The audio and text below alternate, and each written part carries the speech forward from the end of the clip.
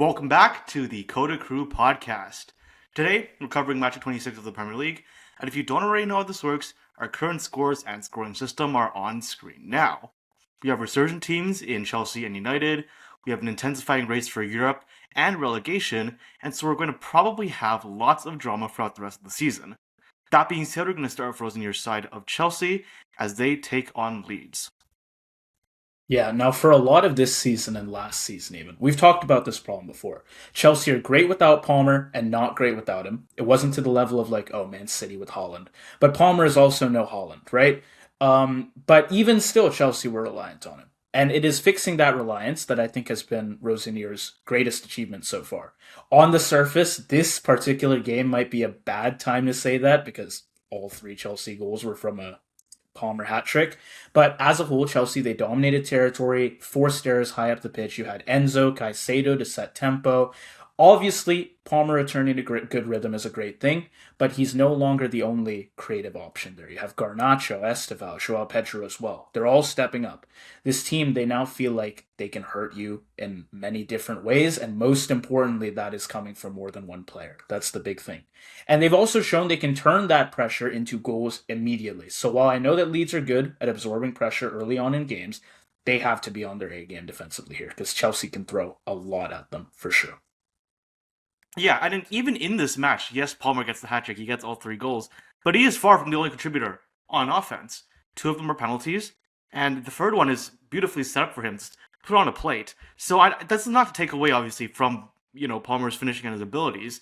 He does score every shot he takes in this match, but it is Rosenier creating a much more cohesive Chelsea side, a side that can actually play together without having to blitz or without having to rely on individual talent. Pushing up Enzo stabilizes the midfield. We are seeing a lot more rotation depending on who the opponent is.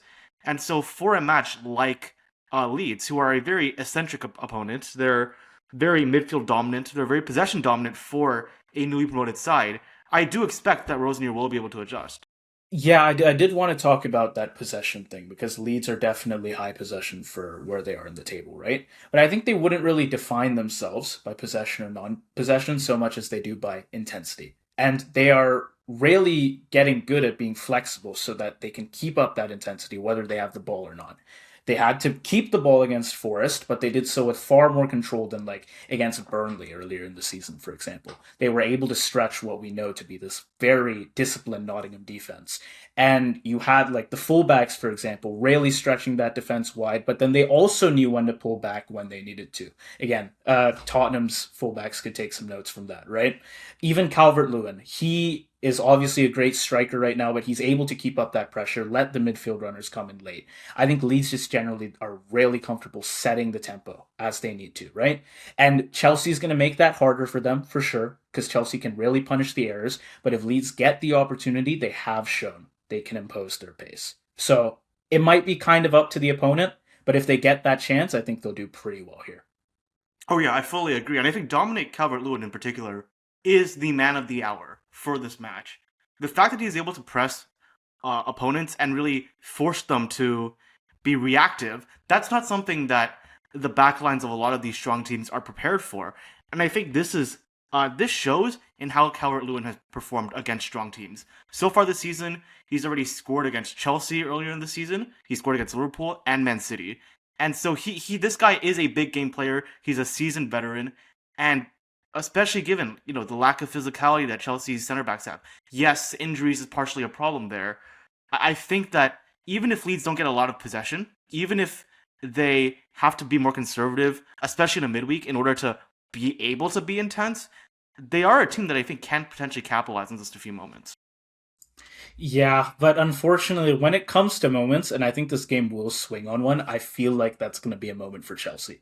And once that happens, if assuming it does, I think the balance will shift hard in Chelsea's favor. I know Leeds have shown they can impose structure, impose tempo, but the Arsenal match would reminded me of how unforgiving these top sides can be once they get their noses in front, at Leeds' expense, of course. Chelsea aren't as stable defensively as Arsenal, and defensive lapses are going to remain a concern for them. But if Leeds have all that extra pressure on them from being a goal down, they might never take advantage of those openings in the first place. So I think Chelsea score early, control the game pretty well, and find an extra once Leeds are stretched. So it's a 2-0 win for me. Yeah, I think Chelsea are probably going to be dominant. They are obviously going to control the midfield, especially again when you have a newly promoted side, when you don't have as much depth as a Chelsea would have. You're really going to struggle to sustain such intensity over the course of a match. And so I do agree, Chelsea are going to have the bulk of the chances here. Where I differ with you, though, is one, because Chelsea are going to be rotating. I mean, Rosenior, we know, loves to rotate whenever he can. He did that against West Ham, and it almost cost him the game, but it didn't. And because of that, I think Chelsea are not going to dominate this match as much as they would have otherwise. And honestly, just as I said before, like Dominic Calvert-Lewin, I just imagine him finding a way to score a goal here. I'm going to say it's more narrow, but Chelsea do end up getting a controlled win, 2-1. Okay. And then for this next match, we have two informed mid-table sides. Bournemouth, who were way up the table for those first few match weeks, right? And Everton are also angling to get there. But even Bournemouth could get back into those places with another good result or two. So I guess the question is, who keeps their form going here? The good thing about both of these sides is they were absolutely flying at the start of the Premier League season, and I feel like they both really returned to that form. Just to speak quickly about both teams on that before I get to specifics, Everton have basically their entire starting 11 back, minus Grealish. Njai is back. They have their entire midfield core, which was a huge problem earlier in the year. And for Bournemouth, they've finally gone back to their form where you can rely on every single attacker. Maybe not all of them are going to pop off every match, but just the fact that there's so many people to defend makes them a real pain. And the fact that they've recently signed Ryan, who is not obviously a full replacement for Semenyo, I'm not going to be delusional here, but the fact that he can put in an effort, the fact that he's had a goal contribution every Prem match so far, I think Bournemouth and Everton are going back to their best. Yeah, I think with this win at Fulham, it was a very Moyesian performance, you could call it. Like the average Villa game, but more extreme. Second best for long stretches. Pretty fortunate not to be out of sight by halftime, but they stayed alive. And Moyes' Everton do not panic when games turn uncomfortable. They come out at halftime, compress the space, handle pressure, and they are very confident that momentum will swing their way. And once it does, they're relentless. That train just keeps rolling. When they get a hold of that momentum, they do not let up at all. So what does that mean against Bournemouth? Because Bournemouth can create a lot of pressure early. We know that much. They have attacking threats. Everton need to be a bit more consistent with their pressure, I think. Have Njai there, turn any broken phases into forward momentum. And of course have Barry, right? If he doesn't score, at least he pins the center backs, puts on more pressure still. If Everton are lucky, they score early. More likely, they probably still go down first. But if they don't fall back any further than one, I think an equalizer or even a winner can be in the cards for them, for sure. How many times this season has Bournemouth scored the first goal and ended up losing, or at least, fumbling the match, right? Yeah. This is definitely something, like Everton loves these sorts of matches. This is the match they just won against Fulham. And so I think that's one thing, and then also tactically, they do match up very well against this Bournemouth side. Tierno Barry's biggest weakness, or potentially be Beto as well, they might do some rotating for the midweek. Whatever it is, the biggest weakness is finishing. But if they are the linchpin, as you said, that's going to be a big issue for Bournemouth's back line. Because remember, Bournemouth have a very, very high line. And so if you have someone like Beto who can really stretch them and force them to go up, and you have midfielders, the Garners, the Gays, who in tight spaces are the sort of people you trust to put a ball in behind and break that high line. As long as Everton can stay in this match, I think in the second half they will turn up, and once they get going, like you said, there's probably no way back for Bournemouth. Yeah, now with Bournemouth, I do think they just had one of their best performances of the season shooting-wise. I know often their shooting in final action does not match up to the pressure they put up, right? But it did here, so it is unfortunate that so many... I think they tend to underperform honestly. I feel like they should have No, won. I think that's fair, but unfortunately, so many of those shots were saved by Emi Martinez, right? With some Right. good saves at that, and Bournemouth only came out with one goal. Like Cook and Scott were controlling tempo. They've now shown off Ryan too, who gave them a genuine 1v1 threat on the right. What a player to find, by the way, after losing Semenya. And alongside like Krupi's sharpshooting, Adley's movement between the lines, there are chances from every angle. But again, Emmy was great in goal for Villa. A bit unfortunate, and you could argue Bournemouth could have been more ruthless too. So at Goodison, I'd expect they have long spells on the ball early on, lots of chance creation. But again, if they don't finish their chances early, Everton can absolutely make a comeback. That's just what they do in this kind of game. And Bournemouth have led up that sort of thing before too. Yeah, yeah, and I mean, if Bournemouth end up facing another really strong keeper, like a Jordan Pickford, let's say, I think it will be a big problem. And so I kind of do see this result going similarly to Everton's last match.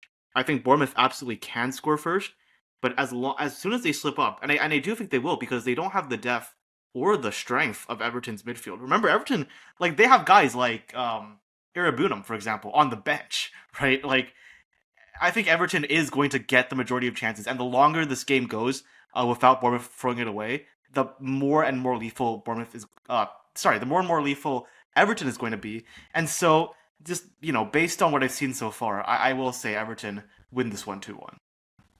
Yeah, fair enough.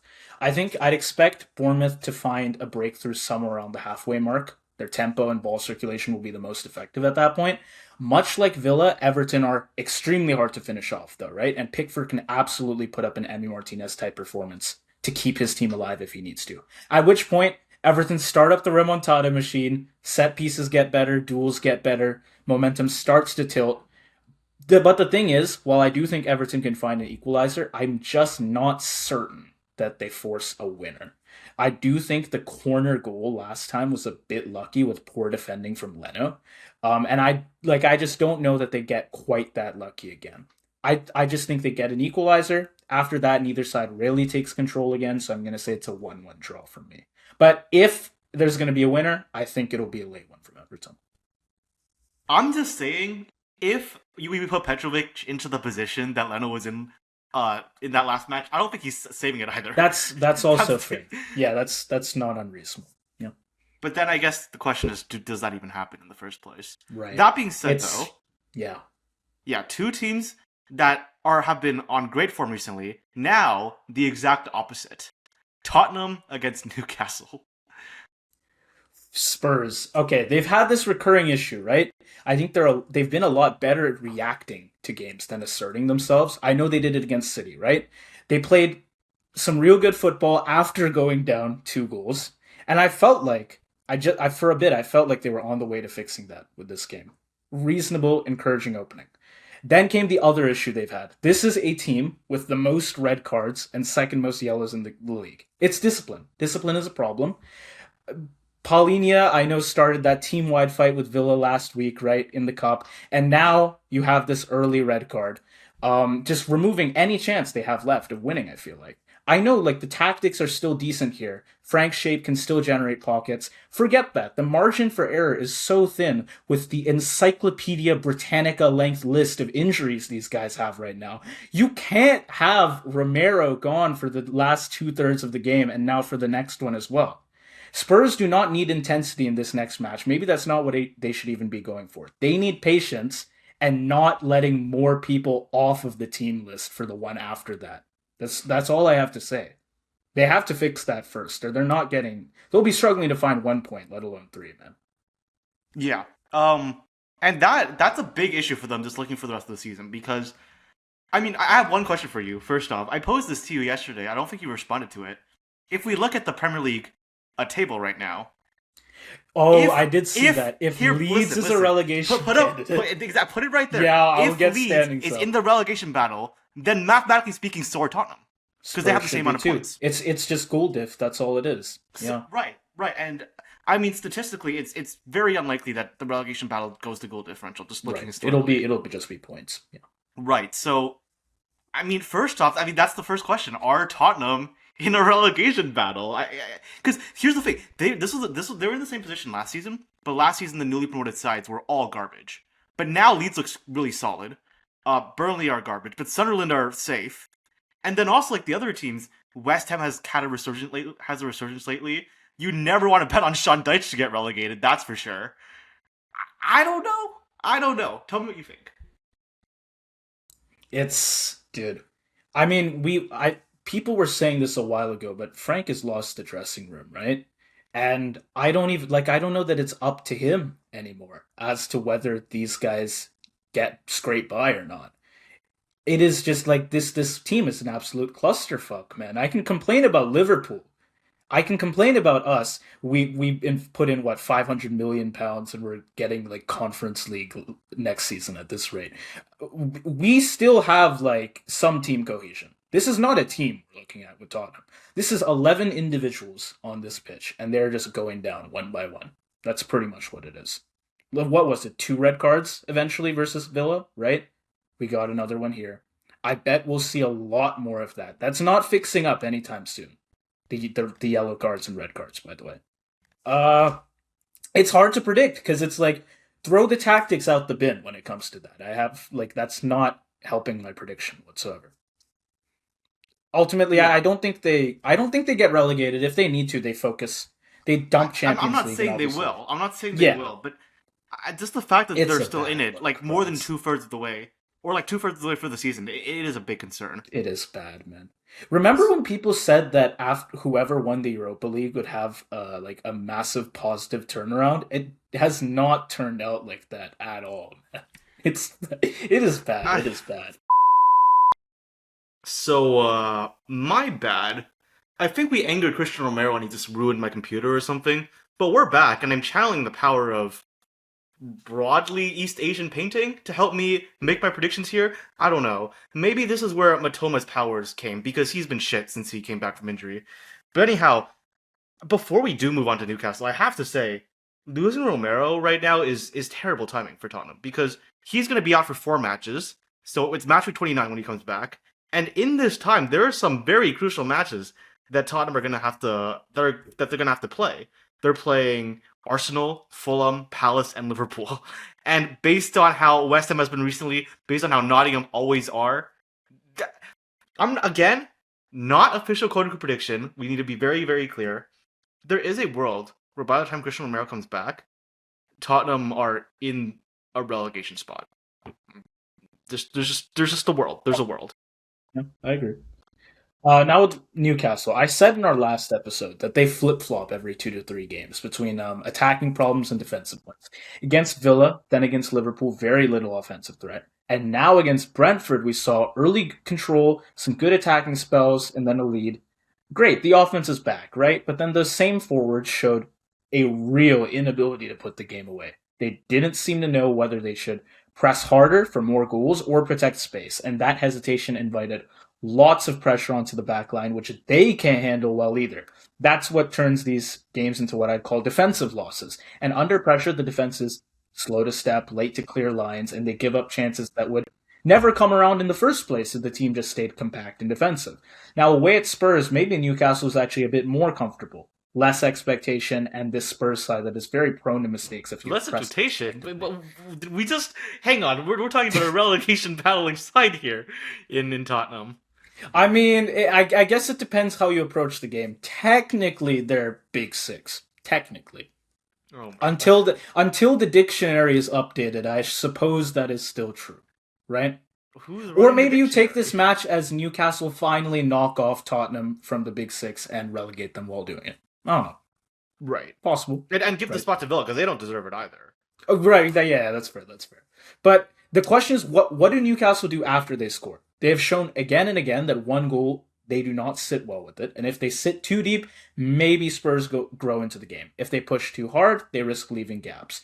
Either way, I think this is going to be a very nervy performance for Newcastle. It will not be controlled in the slightest. And I'll just say ahead of time, this is a good watch. This game right here is a good watch, for sure. I don't disagree? So. I don't think it will be. No? I think it'll be a shit show. And if it's not my team that's involved in the shit show, I love seeing it. No, I agree. It will be a shit show. But that's what I'm saying. It's not going to be pretty football.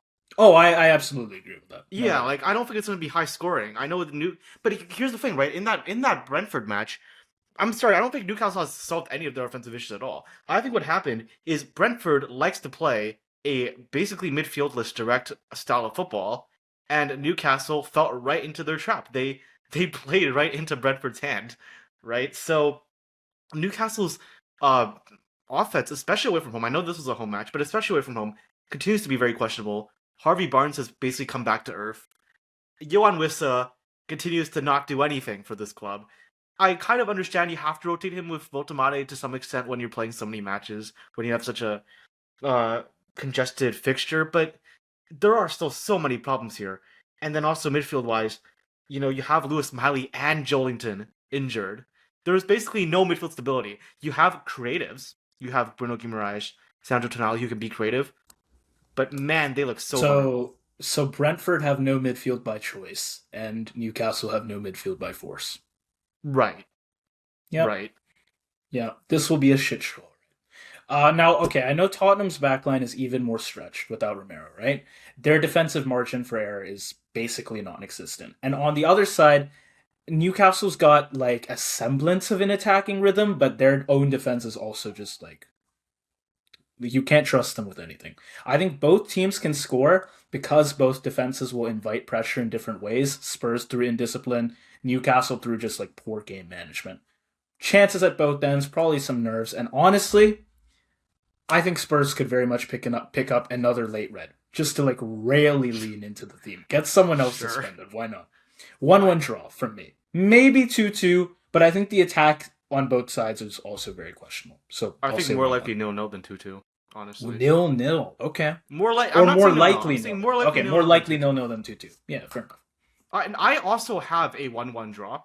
And I will say, I'm going to go further than that.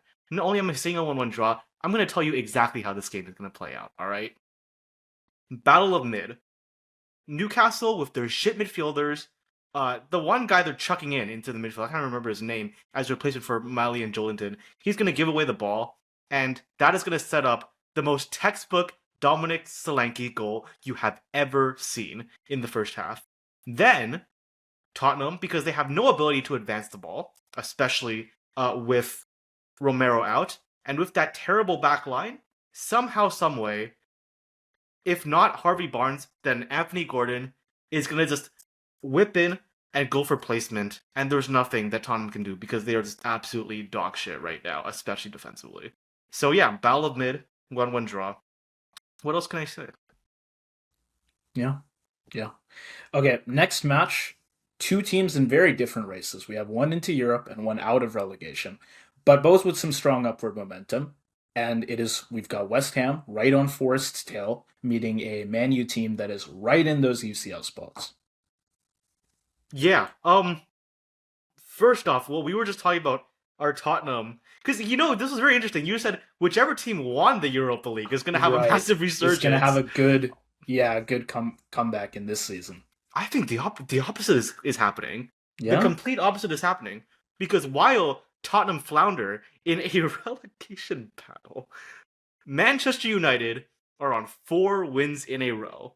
4 out of the 5 necessary for that one guy that we all know to United finally, strength. after nearly 2 years, to get a haircut.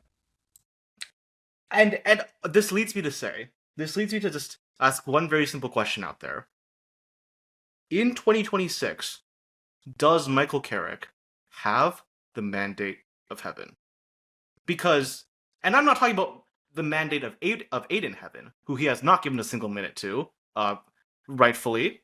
I'm talking about, does he have the mandate of the football gods? Because he starts out his tenure by being the 2 best teams in England by far this season. Arsenal and City. Not through luck, but through tactically outclassing both of those squads. Then, Ruben Amorim, his number one weakness is this motherfucker could not get Manchester United to win these winnable games against mid-table sides. And it looked like that was going to happen again. But then last second, Benjamin Šeško, the same guy who couldn't hit the broadside of a barn 2 months ago, last minute, somehow, someway, gets the winner. And then, as if the heavens were clearing the path to ensure that United would finally get a haircut, Christian Romero gets a red card. And from that point on, Tottenham never create anything. United win that game essentially by default. So I'm looking here. Nuno looks at the task above him. He looks up towards the skies. What can he do? Is there any way to stop the inevitable? I mean, okay, let's see with West Ham. I think you've said enough about Man U. Like, I don't think we have too much to say about Man U that we haven't before, right? They're consistent across these games. They've got a consistent balance. What can West Ham do? I mean, in this last game against Burnley, they didn't have too much possession. I think they were very composed in the decisive moments. I know they have a lot of offensive outlets now. We talk about right, like it's two people who can possibly score on this team, Bowen or Paqueta. They at least have Somerville now, so that's a third. I know they have Castellanos, someone to attack crosses with the Way real better intent. than Paqueta already, by the way. Right. Way better. But I think as well, this team is far more comfortable sitting in a compact shape, letting games breathe, trust that their wide quality will eventually produce something. And I think they've just got to do that against United. Let this turn into a game of moments rather than momentum. Give United the momentum, but just like wherever you can, push on the transitions. Bowen drift inside to drag defenders. Somerville to try and isolate Dallow or Shaw. That is what they have to do, basically. They just take their chances when they get them, and I think they can do that well. But for the most part, they have to stay just defensively disciplined. Now, I don't know if there's going to be some wonder strike from Man U, because again, they have the football heavens on their side, right? They could screw up all of that. But if the gods are a bit more merciful toward the Hammers, yeah, maybe they can find something here. And if they really want to shit on Tottenham this season, perhaps Man U, they sacrifice some of Man U's points. If Right. they have a sense of humor. They sacrifice some of Man U's points so that West Ham keep ahead here. Yeah, United Strand, you can wait another year, right? Right, that's fine. I'm just looking, if we go back down to the earth, we go back down to the tactical level, I think there's some stuff to like here if you're West Ham. Somerville has scored now in 5 straight games, which is quite impressive for in 2026. If you include the FA Cup, even if you don't, that's 4 games in a row in the Premier League that he scored in. Jared Bowen, one of the most consistent players in the entire Premier League. He's the number one reason why West Ham has even stayed in the race so that they could have this resurgence. And you look at the fullbacks that Manchester United have, right? Dallow and the other one, number 2. Who's the other? Fuck. I'm not even like playing. I actually just can't even remember. That's how bad they are. The 2 worst players on Manchester United starting 11 and the 2 best players on West Ham starting 11 are going to be directly attacking them because West Ham's not going to play for the midfield, as you said. They're going to sit and they're going to counter. And then as for Manchester United, they could struggle to break down West Ham as easily as they did in the past because now we're playing multiple match weeks. We're playing multiple matches in a week. We have the Unk Casemiro, who has been the architect of the survival, and as good as he has been, he simply does not have the legs to play at that level twice in 1 week. And so I think there could be something in the water here if the football gods want to play a cruel trick on Manchester United. I think this might be the game to do it. Yeah. Was it Mazraoui you were thinking of, potentially? No. No? Mazraoui, I think, is the guy who should be starting, but obviously Okay, United are still going to do some stupid shit, even with Michael Carrick. They have to do something stupid. Okay. Right. Well, if West Ham, if they can survive the weak spells to start, going down only by a goal or better yet by none, I think they absolutely have the threats right now to land a punch or 2 of their own with some fucking Luke Shaw. Right. Okay, yeah. That makes sense. Most forgettable, man. This guy's thing crazy. He's been so shit. He's probably gonna start for England at the World Cup, and he's so dog shit. It's insane. So, what are England's chances of winning the World Cup then? Brother, it's England. What are we talking about? What are the chances of England winning the World Cup? Brother, what? What are the chances of my pet horse winning the Super Bowl? Football gods will do as they please, man. I don't know. Maybe they finally get their title. Okay, here's the thing. I know Man U is looking great right now. I know the Glazers, not those Glazers, the Carrick Glazers, are in full force. I still wouldn't discount West Ham's chances of at least 1 point, if not maybe, just maybe 3. But, absolutely. I mean, like, United are just... When games start to swing, like United look very comfortable right now, riding those shifts. They can manage momentum changes just fine. So I don't know that West Ham can do that much to them. And if you have like Bruno there, dictating tempo, finding pockets when things get stretched, I think United just generally have more ways to hurt you than they used to. I'm fairly certain he's on, right, Bruno? If he was off, that's maybe an issue. I think he can give them a lot of creativity, and really, they will find all the chances they need. United. I don't think they cruise it. I do think West Ham find a goal, but again, that attacking depth makes the difference. I will call it West Ham 1, Man U 2, and I do think this is a game where, let's say West Ham score 2, United can score 3. That margin, I think, will stick. Well, I'll tell you what, I do have West Ham scoring 2. I think this is going to be a very high-scoring match because, again, Anke Casemiro is not going to make United dominate the midfield. West Ham have no interest in playing through the midfield. This is going to be a very direct match, right? Yeah. And so, this is what I'm looking at. Last time, West Ham played a strong team since making this tactical adjustment, Chelsea. Very similar side to Manchester United, I would argue. 3-2 loss. Last time Manchester United played a similar side to West Ham, Fulham, 3-2 win. So what's going to happen here? Manchester United get a 3-2 win, probably off of a last-minute goal from, who knows, fucking Amad Diallo this time, I guess. Why not? And finally, the United Strand man. Well, he loses all his clout, but he does get a haircut. You've heard it here first, mate. Your hair is gone. Bye-bye. Yeah, say bye. Okay. Then we move on to Villa versus Brighton. I mean, Villa got real close to Arsenal in the standings at one point, right? But they have not been quite the same since they got obliterated 4-1. Their form has been up and down since then. So can they turn it around against the up and down team in Brighton? I think this the down and down team right now would be how I describe it. Well, yeah, they'll find their up eventually, right? When you're the team that everyone throws that visual around, they have what, like 400 wins, 400 draws, it's the 400. I wonder, is betting on Brighton like catching a falling knife at this point? They'll be consistent over like 10 seasons, but within the season, you never know what they're gonna do. Exactly. Yeah. So here's the thing, right? If I were Brighton, what I would advise them to do is you have Carlos Baleba play for the midfield because Aston Villa, Tielemans is injured, McGinn is injured. Kamara is injured. They're playing Douglas goddamn Luiz, in 2026 as a starting defensive midfielder. Dominate them in the midfield. But here's the reality. Fabian Hurtzler is one of the most stubborn managers in the world of football right now. And if he decided at the start of the season, we're not going to play with a midfield, they're not going to play with a midfield.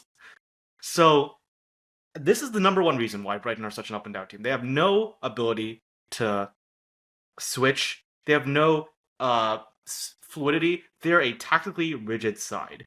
And if we go into a game where once again there's no midfield, and this is more likely, I understand, with the midweeks, and part of that is the issue, the fixture congestion. Does that bode well for Brighton? Does that bode well for a team who rudder is washed?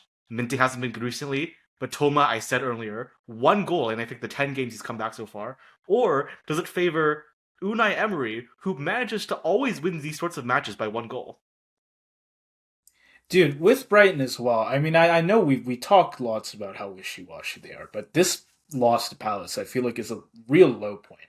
Not just because, okay, they lost in like a rivalry. I know it's not a derby, but this is a rivalry match. But how flat that match was. They had the ball, they had territory, but so little conviction. The possession was completely harmless. Once they fell behind, there was no belief. I was watching this one as well, on Goal Rush at least, and I had no belief that a comeback of any sort was coming here.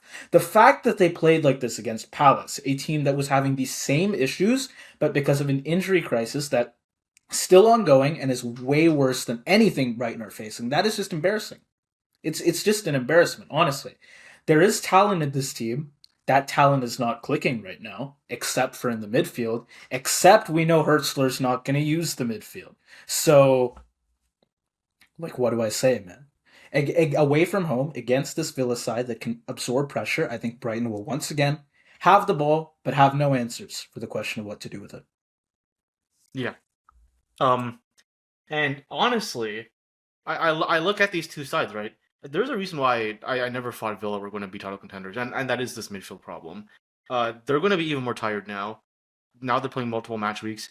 Once Europe comes back, man, are they going to even stay in the top five now? I mean, Chelsea and Man United are right on their necks, and maybe Liverpool can be. Yeah, this trade is it's very Okay, questionable. sure, It's but possible. We at least but have a deep roster. That at least at top least four is seeming pretty difficult right now questionable for for Villa. Villa. Yeah. Um, and you never know. Like this is what's happening now. What's going to happen to them once the Europa League is back? Like this is not even the as low as the squad is going to go, and there's nothing they can do about it. But this is just the reality. But again, if we look into this match, when we look at who is better at playing direct, Villa have very direct wingers. They have a Jadon Sancho. They have a guy like a Morgan Rogers. Obviously, Ollie Watkins is perfectly fit for these kinds of matches. This is the kind of match where he just scores like a near post banger, right? I mean, we saw this even in the Euros against England. We saw this really. This was the goal Villa scored last match, and so I actually think Brighton. I don't see how they score at all. Honestly, nobody on that side is clicking, and Villa they still have a very strong defense. So if you're not going to play for the midfield, I just don't see how you can score against them. And because of that, Unai Emery typically wins these games by one, but Brighton are so bad that Villa are going to win this game by two. I have a Villa 2-0 win. Wow. Okay. Yeah, it's. I mean, I know like Villa tends to give up a lot in the first half. They did that against Bournemouth, second best for long stretches, overwhelmed in shot volume, right? And like so many midfield issues. What Kamara, Tielemans, McGinn, all off. Over time, that's bound to catch up to you, right? If you find yourself with little chance creation, you end up with a loss like against Brentford or a draw like against Bournemouth. Neither of which you have much control in.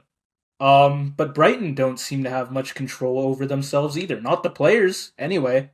All that control is with Fabian Hertzler, and he's not doing anything of note with it.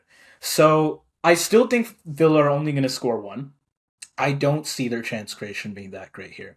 But I also agree that Brighton are not finding anything here. It will be a 1-0 win for me. Yeah. Well, that moves us on to two teams that are also struggling for different reasons. It is Crystal Palace against Burnley. Yeah, this win for Palace it's so much more than just 3 points. Again, it's in a rivalry match against Brighton, right? Breaks a 12-match winless run away. I go on about Brighton's attacking issues, but they're still a threat from time to time. That threat was taken care of well. The back three looked composed. Henderson was authoritative. Midfield control allowed them to slow things down when they needed to. The attacking play still wasn't fluid. I think this is the big thing. But that almost felt secondary because like just about everything else was good, I think, especially in the defense.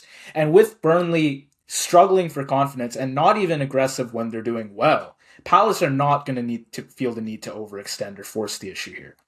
I know the attacking ceiling is still limited. Like Strand Larson is still settling. I don't know that he'll ever settle. I'm not sure I trust him to. But Palace can just wait the turn. It's Burnley, right? Burnley playing not even at Turf Moor. They're well positioned to just let the game flow, and Palace can take their chances when they come. And I don't think they'll have very many problems with that here. I mean, this team won the FA Cup with Mateta.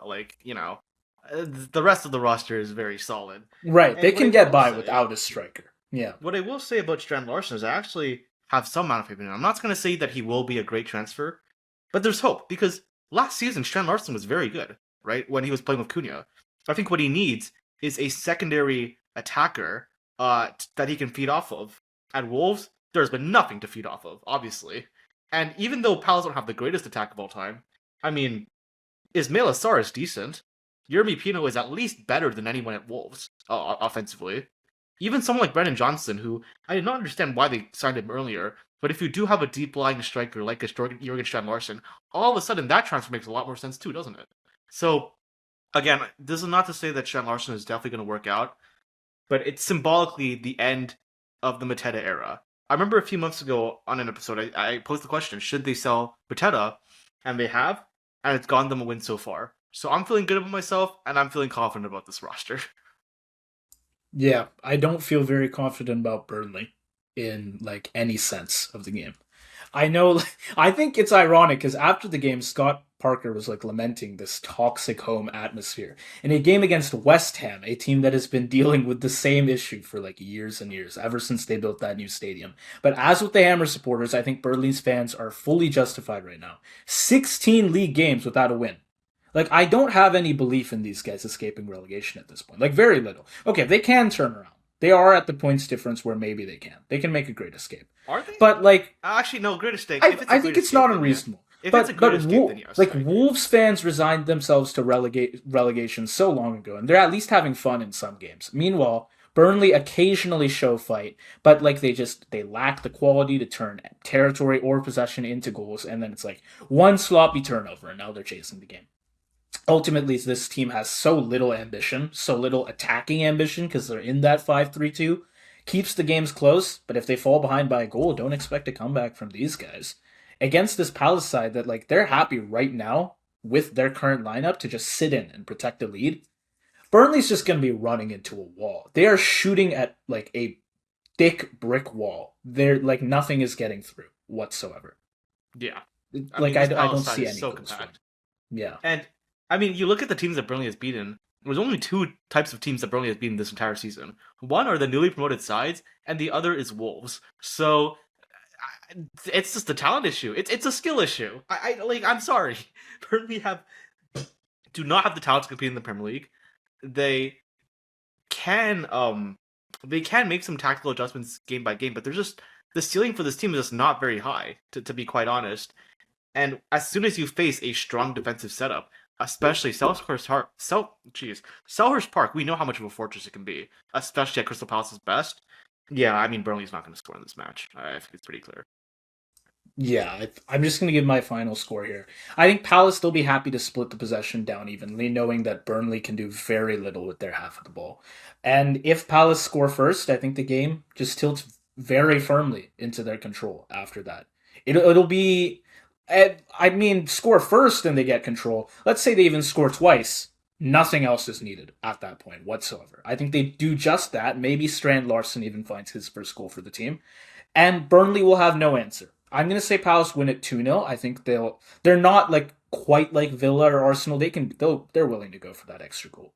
But even if they don't, Burnley's not getting a single shot. Like they'll be lucky for like 2 shots on target this whole game. They have no attacking. I was gonna say like they will get a shot. This is like one of those games where Burnley will get like 17 shots and one of them is on target. Right. Yeah. But yeah, it's not great. Fully agree. I think just the fact that Palace have Adam Wharton back from injury, who I think was like a very key factor in that win against Brighton as well. Yeah, Burnley's defense is finished. I'm sorry. That like him alone against Burnley's defense is probably worth like 2 goals. So yeah, I agree. I have a 2-0 win as well. I don't know who's gonna find the goals, but when Adam Wharton is putting those through balls on a plate for you, and when you're basically playing cones, is what it's going to be like for these attackers. There's no reason why Palace can't score 2. Yeah. Okay, now with City, they're not going to appreciate the goal they missed out on at the end of their last game. They should still be pleased to leave Anfield with 3 points. But of course, they're trying to trail Arsenal, right? They have to keep pushing. Does Fulham have any chance of putting a stop to that? I honestly think not, but I do want to see what you think. Well, if we're looking at the last time these two teams played against that is true. Yeah, maybe 5-4. Maybe. Man, Fulham were looking really convincing at points in that match. What I will say, obviously that match against Liverpool that we just saw, huge confidence booster for Manchester City, because I think if they don't even lose, if they don't win that game, I think that's the end of the title race. So that for once keeps them alive. For 2. They looked very sharp during the first half in terms of creating chances, but they just weren't finishing. Erling Haaland misses an uncharacteristic sitter at the beginning. I still don't know if it was deflected off of Kirkes or if he just completely screwed it up.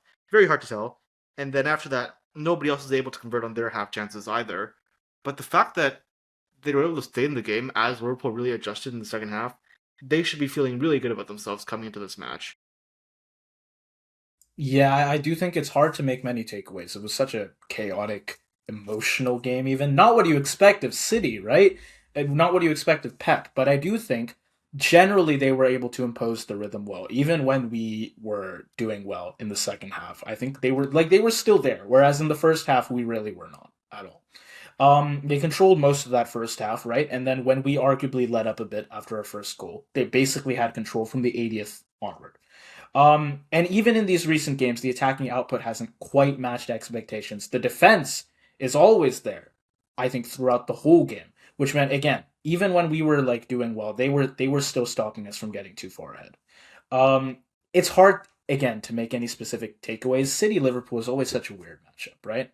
But I do think City played pretty well through all of the weird shit that went on, especially toward the end.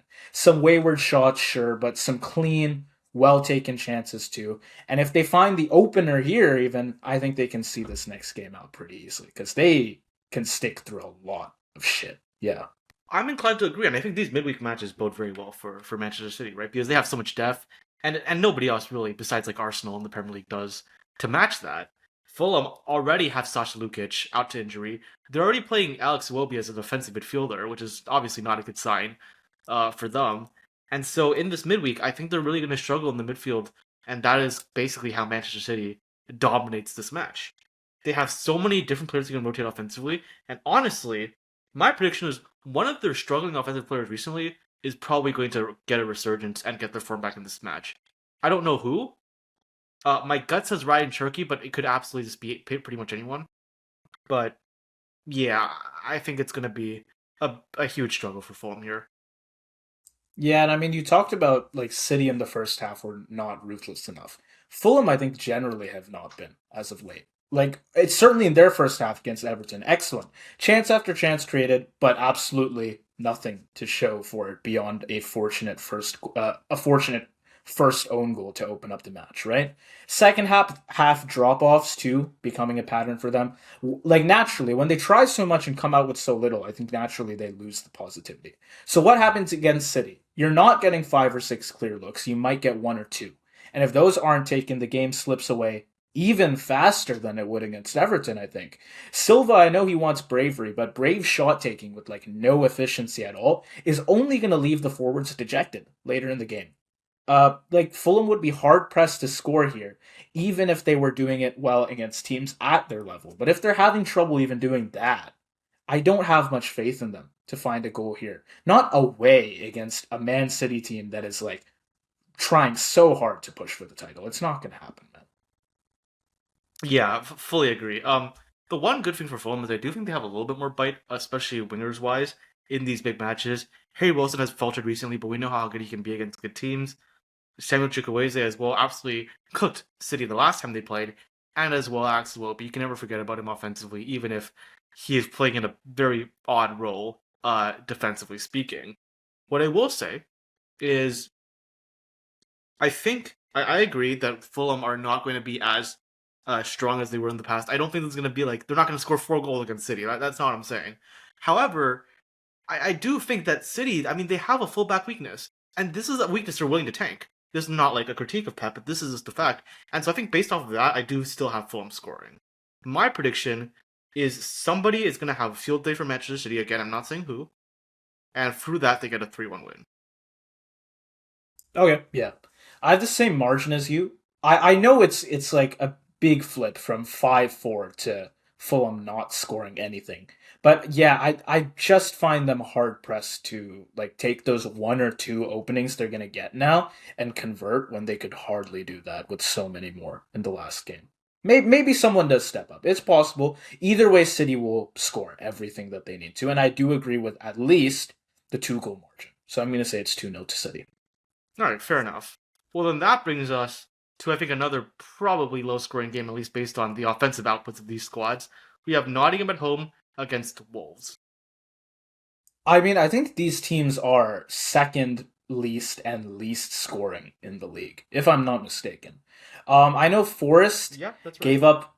On the other end, I know Forest gave up a lot of strong chances for Leeds in that last game, and most of it just came around all at once, right? For about the first 25 minutes, they created chances on the break, forced saves, but once they conceded, the structure collapsed so quickly.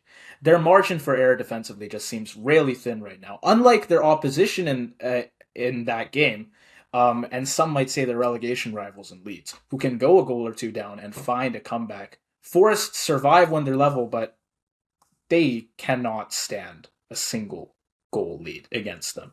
Certainly having Chris Wood absent isn't helping their comeback chances either. But they're up against Wolves. What are the chances they have that single goal lead against them? I think, and as well, Forest, they know what's at stake here, right? They are possibly getting relegated here. Burnley are Definitely getting again, they're relegated. not that great. Yeah. But Yeah. West Ham are a threat. No doubt they're a threat. So Forest know what's at stake, and I think that should sharpen their focus a bit. And on the other hand, Wolves, bro, their strikers. Okay, as if their offense wasn't bad enough. Their strikers gone, and I bet I actually think again just for humor, just for the football gods to humor himself. Maybe he will do very well at Crystal Palace, and Right. that'll only serve to make the Wolves team's mental even worse. Because it's like, well, if this guy's scoring now, then obviously the rest of us must be shit for him to have not been scoring here. Right. Yeah. Yeah. And I mean that's basically what I have to say for this match. Wolves, they were making progress, I feel like, at one point at the start of the season. That's out the window, right? Not at the start of the season, start of the year rather. That's out the window. And I think the biggest issue for Nottingham in that last match is with Sean Dyche's system, if you can beat the other team on physicality, then that is basically, the best way to go about things. And against Leeds, that's like one of the rare teams that's not a viable strategy against. That combined with all the rotations, the injuries, the fixture congestion that Nottingham are going to have to deal with, that's I think what leads to like absolute collapses like that against Leeds. But Wolves has zero potency. That's not going to happen here. And I think in a match like this, especially at home, this is going to be yet again a chuck it 1-0 Nottingham default win. Yeah, I agree with that scoreline. 1-0 win to Forest. I think there was a lot of self-sabotage in this last game for Wolves, basically the defining theme of their season. And not at all what you'd hope for after that turnaround that they seemed to be having earlier. And now that, well, their only real motivation is just of trying not to break that lowest season points tally record at 11 points. They may as well be, to take a phrase from American football, and yes, I'm doing this as the Super Bowl goes, they may as well play out the string. First string team, second string, third string. Just give everyone on the team some experience in hopes that they'll be better off during a potential promotion push back into the Prem next season. Right. I just don't see much happening here, even with their first team. There's little evidence that they can sustain any intensity away from home. I'll just give it a 1-0 to Forest. I know they've not been scoring well, but Wolves are not going to score anything. So Yeah. is that so basically like the Wolves are the Patriots of They are the this Patriots because as we speak, yes. right What is it? right because 19-0 at the yes moment? because it's the fourth quarter and the Patriots have 0 points. I I don't believe that follow American football. no But I don't think that's team normal. no team in the Super Bowl has ever finished it off without a single There win. you go. Yeah. Well, there's a first time for everything, right? So Yep. Right. Okay. Um Sunderland man, it's versus gonna be so Liverpool. funny if this gets released and like the Patriots get The the greatest Patriots, comeback of all time. yeah, the Patriots win. Didn't they do that once as well Yeah, they already? had Tom fucking Brady. Yeah, they're fucked now, bro, unfortunately. Okay, Sunderland Liverpool. Uh I know both these teams they started off their last games all right. Like they did a good job staying in them anyway, but they each fell apart eventually. Can either of them hold on for just a bit longer in this one? Yeah, it's I have a lot to say about. Well, actually, not as much as usual to say about Liverpool, but I still have a lot to say about Liverpool. I'll let you go first. Every episode we always have it always starts with I have a lot to say about Liverpool, and it's very valid. Um, man, okay. First off, I know I said before, Slot needs to start focusing through Slot and Ekatike. Verts and Ekatike. I do fully agree, but there is a question that's being posed here. First off, this Liverpool side is obviously not ready to compete, and even with somebody like an Ekatike, I mean, has he scored against a big team so far at Liverpool? Just once? Name one time that happened? Or an Nope. assist? Or just any He score contribution? he scores against Southampton and then gets sent off. Right. Yeah. Yeah, I mean, he can get you a brace against Leeds, but I'm sorry, that's not very relevant for this match. Because is obviously not is No Man City, but We're in a phase of transition. Wow, as we speak, the Patriots get a touchdown. That's crazy. Oh God, we really are jinxers, are we? Um, shit. Nothing against the Patriots, by the way. Again, I don't follow American football. I just hope we don't look like absolute buffoons by the time this gets released. Fair enough. Don't worry. The Patriots fans will thank us personally if they get a turnaround. For Yeah. jinxing it, right? Yes. Right. You're welcome, Patriots fans. If it works out, or sorry for your loss. Right. Yeah. Or yeah, right, exactly. Man, this sport is so terrible. I don't understand why people watch American football. The real thing is just so much better. Anyways, even then, even then, Liverpool have to play through Verts and Ekitike. You have no choice because look at how shit Salah was once again. I mean, this guy could do it for Egypt, but I'm just ready to say that he's washed personally. I don't know about you.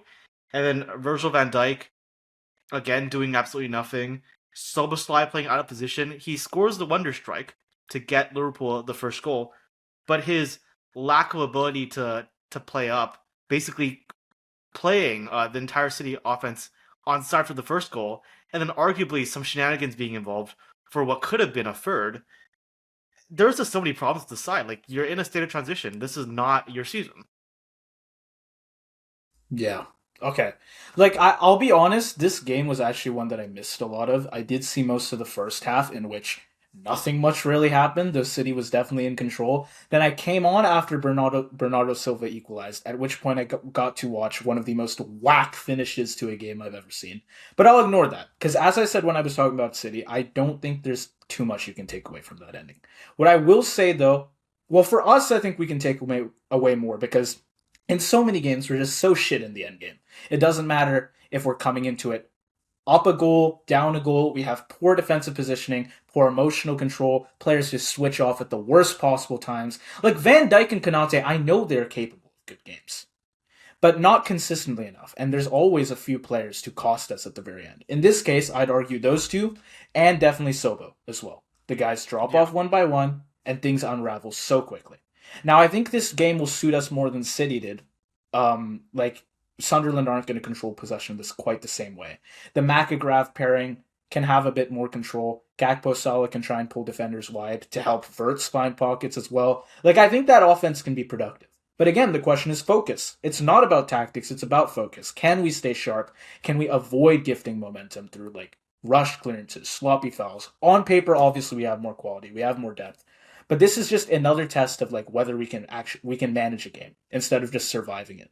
Like if you remember the game versus Tottenham, they go down two guys and we look worse by the end of it than we did at any other point in the match. Yeah. This is what we're testing for. Have we gotten past that at all? The City game would say no, and I would hope that this game can maybe question the idea that we cannot manage an endgame at all.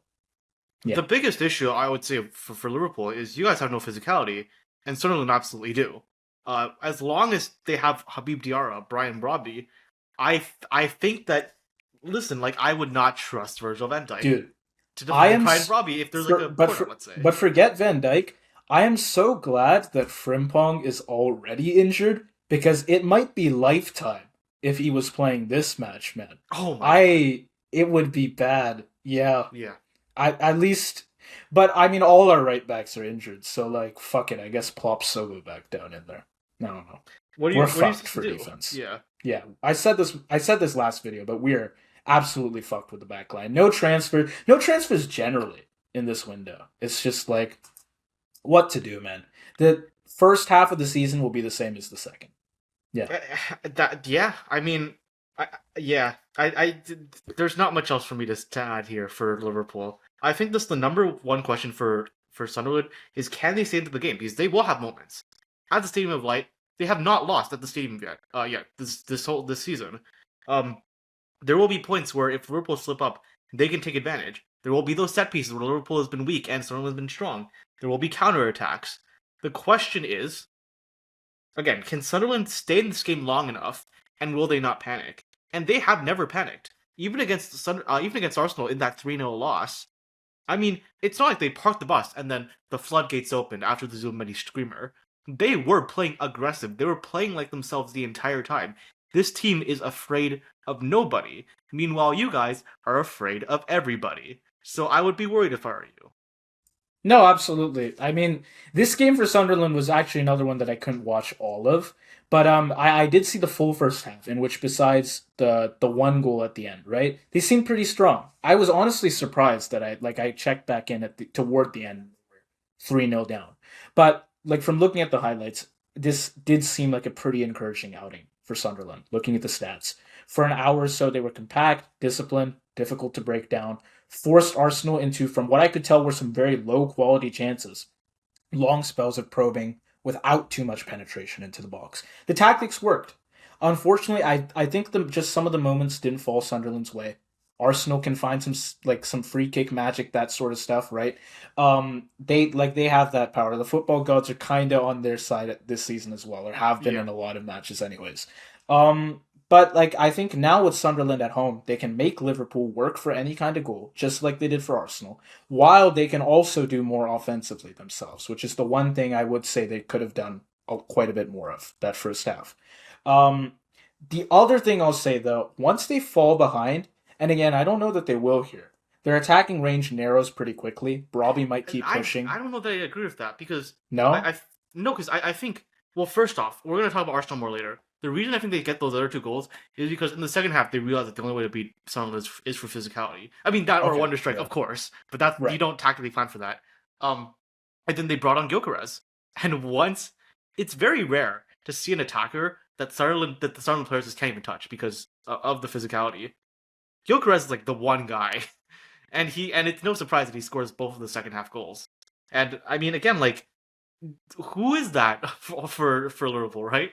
I mean, Isak is injured for like I don't know how long, Isak is not physical. I don't think Isak is physical generally, man. I mean, well, he'll try to be. but he has the He's like gonna struggle with tactical that. he has the technical ability to I think Okay, yeah, that's fair. That's fair. to We play don't off have that some of kind the of guy. defenders. Yeah, Yeah, Ekatike Isak, is no Gyökeres either. Yeah, no right? doubt. Yeah, so I don't want to make because you're a Liverpool fan. I don't want to say anything. I want you to make your prediction first. Okay, I honestly think we can start this game on the front foot. I think Sunderland will allow that. They'll sit compact early, especially without Shaka to organize and progress play through the midfield. I think that should give us a chance to settle into possession. It's going to obviously matter a lot who scores first here, but I think we can get the first goal. Set piece, maybe Solo Magic again. A second ball or just like one clean move down the side. I know our wingers are not great right now. Fuck it. Maybe you bench Salah again and bring on Rio. And then you can get something there. But at the Stadium of Light, like this game is never going to be comfortable for us if we go up. We can hardly manage going up at home. And Sunderland are just good at pushing territory, turning these matches into endurance tests. We cannot handle an endurance test. Past the 80th, past 80th minute before was slottage time, right? Slottage. Yeah. That's crazy. Now it's slot the fuck up and go down a goal, and you don't get shit out of this match. Sunderland makes so much out of so little, and we make so little out of so much. I just don't Right. trust us to hold on to the lead here at all. And I think just like the last matchup between these two, it's going to be a stalemate. Sunderland won, Liverpool won. I would only hope personally that the equalizer comes early on and not at the very end, which would just completely shatter our mental. Yeah. Honestly, that I basically have bar for bar the exact same logic as you. I didn't want to say first that Liverpool are not going to win this match in case you would. So, but yeah, I mean, again, like if we're just thinking about it from the tactics, right? Like I don't, or not the tactics. If we're just looking at like the form, Sunderland again, they have not lost at the same of like all season in the Premier League. I mean, teams like City, were unable to beat them. I don't know if I don't think Arsenal has played them in the state of like yet. Maybe they have. But I can't remember if they have. I think no, they have done both games, right? Was Have they? the 2-2 draw? Oh, Yeah. oh yeah, right. Completely forgot about that. Right. Um, I mean, I just don't think that Liverpool would be the one to break that. It doesn't make a lot of sense for me. So yeah, 1-1 draw. Yeah, and that is speaking of Arsenal, we're going to go to our final match, which is them versus they're visiting Brentford, who have got strong momentum right now, but again, they're also playing Arsenal. So can they keep up their winning ways and put any sort of dent in the Gunners' title hopes at all? Or is it just, well, this is the last match of the match week, but will they stay at minimum 6 points ahead? Well, here's the thing, right? Again, like Brentford, basically, Newcastle played right into Brentford's hands. They had a perfectly executed game plan. We were talking about earlier how Igor Thiago, not earlier, but in previous episodes, how Igor Thiago is inevitably going to get more defensive coverage on him, and that could potentially hurt this Brentford side. But they still have someone like a Dango Oratra, who, if you free up space, and in the counter, in a 1v1, he's deadly, right? They have Kevin Schade, who I know is suspended right now. But when he comes back, that's going to be yet another element of their firepower. And they have a very strong midfield that can consistently get them balls in behind, and no matter who the opponent is, keep them in matches, right? So I do think Brentford are set up very well against anybody. There's a reason why this side is like known for beating like traditional big six sides. And so yeah, I mean, especially at home, Arsenal, they need to be very vigilant here. I mean, Brentford are just like so adaptable in some of these games. Newcastle obviously very chaotic, but they never lost their bearings. Even if the momentum swings sharply or some decisions went against them, they kept their cool. That tactical flexibility to switch the wide roles mid match, particularly with like Ouattara, Lewis Potter, was great. Ouattara's form is the obvious headline, but again, so many good players in that platform behind him. Jan L. Jensen controlling tempo, Coyote providing energy, the backline stays compact. This team is consistent all around. And it is no longer relying purely on like transition chaos like it was a few months ago. I think against Arsenal, ultimately, that adaptability will be very crucial because the game state will certainly shift a few times, as Arsenal needs it to. Arsenal will probably control tempo, but I think Brentford can follow up on that. So that's a big thing. But they'll need like near perfect execution in this final third, right? I think Because the literally margin for perfect. attacking waste, Literally perfect. yeah, the margin for attacking waste is going to be so slim against Arsenal, and for defensive error as well. But like especially in terms of chance creation, yeah. Yeah, I mean, I think as long as Arsenal have like the dark triad, I'm not talking about psychology here. I'm talking about Rice, Gabriel, and Saliba. What can you do, man? It feels like no matter if defensive and offensive, first off, no matter what you throw at Arsenal, nobody has found an effective way to stop them. Uh, at least when all the players are healthy. Obviously, there were points early in the season when some parts of this dark triad were injured, and therefore there were vulnerabilities, there were chinks in the armor. But man, like even Brentford's counterattacking strategy, I think Arsenal are set up very well to defend against that. And then we have the offensive side, right?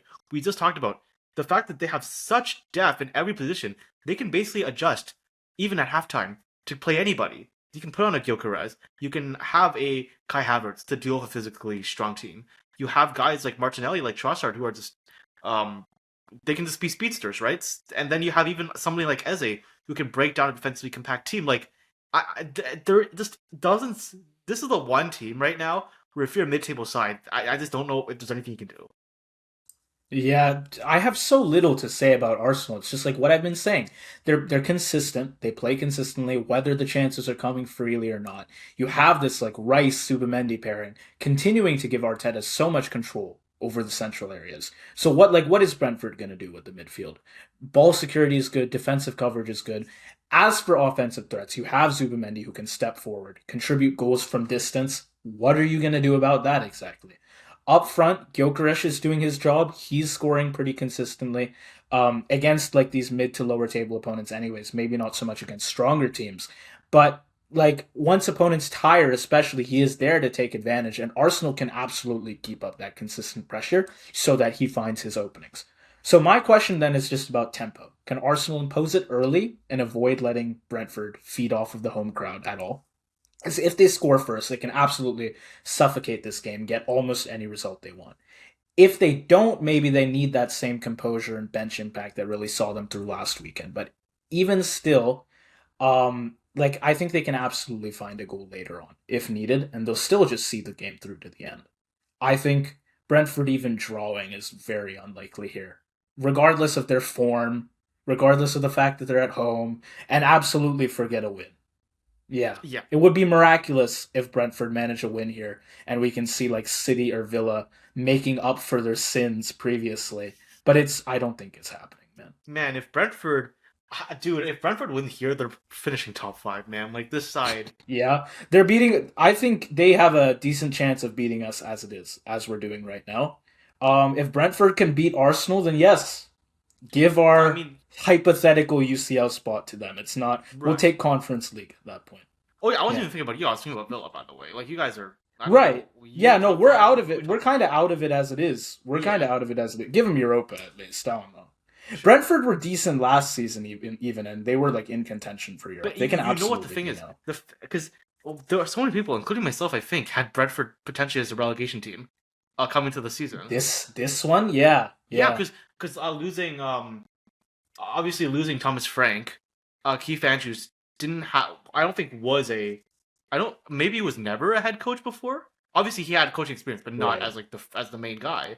And so, yeah, I mean, it feels like every season there's one team who you think is gonna be down there that ends up That is being just up like there for Europe. way out of it, yeah. Right. So like we had, and honestly, it's like you could say two here because there's Sunderland as well, who everyone was saying gets relegated. Absolutely. I'm like the one thing I'm pretty happy with in terms of my predictions from the start of the season.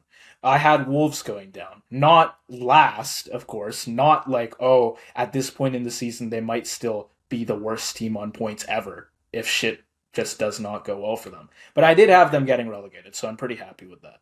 Then again, I didn't have Brentford in anywhere near Europe either, right? I Yeah. remember we said like there was a divide in the table around 12th to 13th, and there will be a pretty And big they were at points they were difference. at the lower end I had of them it. bottom half, yeah, and Right.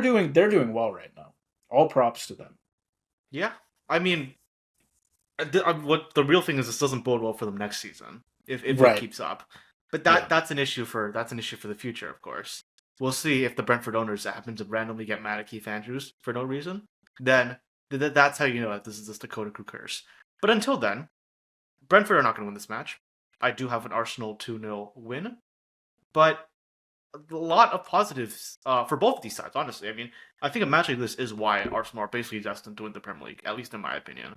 A match like this is why Brentford are just so lethal. I mean, like, not that I'm not that I think they'll get a result here, but just the fact that we're talking about them potentially beating Arsenal, I think that speaks volumes about how well Keith Andrews has managed the side. And so, I mean, yeah, I think this game is very indicative of like the Premier League season as a whole this year. Yeah, I'm gonna say I think Arsenal managed this game well. They'll find a goal in each half. It will never get too uncomfortable, but I do think Brentford can keep in it. And I wouldn't write them off for a comeback immediately, like once Arsenal go 2 down. I think they at least will have a chance for a draw a lot of the way through. I will write off a win. Yeah, but I do think a draw is possible. Though I will say that Arsenal keep their shit together, and it's gonna be a 2-0 win to Arsenal for me. All right, fair enough. Well, that brings us to the end of the episode. I mean, I here's one thing I will say. These episodes I know are way too long. Just for the audience, one thing we have proposed is in the future we might do match reactions. We'll do like a match reaction as soon as the match week is over. Just talk about every match and some storylines, and then separately do a prediction video like later in the week. Obviously, you couldn't do that this time because we have a midweek match, and so whenever Yeah, there's a midweek right. match, that's not feasible. But it's just something to look out for in the future. I think it's worth mentioning. Uh, and yeah, we are going to try to make these shorter. I feel like there's Right. just too much to talk about. We'll follow these. There are a lot of good storylines nowadays, but we will do our best. And yeah, hopefully, if we get match reactions out of the way, we won't have as much to say in terms of previous games for these videos, so we can focus a bit more on the future. So Right. that's our hope for that. Yeah, Yeah, I mean that's the fear. But then what's actually going to happen is these videos stay the same amount of same length, and then we just end up and having we'll 30 have minutes of like content per 40-minute week. match reactions as well. Right. Right. Yeah. Okay. Well, with that said, thank you everyone for sticking around till the end. And yeah, we'll probably be tuning into the Super Bowl at this point just to see No, like the we're last. not. It's over. What are we talking Is it about? over? I mean, I would imagine, but American football goes so slowly. Lord knows, man. But it That's true. probably is. Well, over that's at another this reason why I'm not point, going to watch. I'm trying to watch 50 minutes of commercials, man. I mean, I'll see it out to its end. I'm guessing. Well, the Patriots at least have scored something, but Yeah. I don't. I think it's kind of Do you have a horse in win is this out of race, the by the question way? number this Because week. I No, again, I like, I don't. I really don't. don't. Not really. Yeah. My family support the Dolphins, like my family down in Florida. Oh, okay. I don't. I still don't really watch the sports, so I have like nothing in. Yeah. Yeah. I remember in the past we had when Corey was still with us. He is more busy now, which is why you haven't seen him in on our channel recently. Maybe he'll come back in the future. I remember last year we did like a Super Bowl prediction, and that Right. went. I mean, I didn't do it personally, but we brought in some people. That did not go well. So Did we honestly, even upload that video? Actually, no, we I'm did, we not did. certain. We did we? Okay. Yeah, yeah. I just remember that like nobody got either of the teams that ended up in the Super Bowl correct. So Right. even though, can I just say, I'm sorry. Just real quick, with all due respect, I don't know anything about the sport. I knew the Chiefs were gonna make the Super Bowl last year. Well, I don't know why. I don't. I know. I mean, I know why they didn't predict it because you hate to see it, of course. But like, it was inevitable. Like, the refs are going to make sure that the Chiefs make the Super Bowl every year when possible. The storylines, the money. I mean, the Travis Kelsey and Taylor Swift, and you know. Anyways, dumb To be sport. fair, you can Football say very cool. that. You can say the same thing about Madrid. But I won't. I won't speak too much on that lest you get on my Okay. ass. So Hmm. yeah, Hmm. we'll end this one here. Yeah, and hopefully we'll be back soon because we do have that midweek to talk about, and Oh, then yeah. yeah. But with that said, again, thank you everyone for sticking around, and we will see you soon with a new set of match predictions. Have a good one. See ya.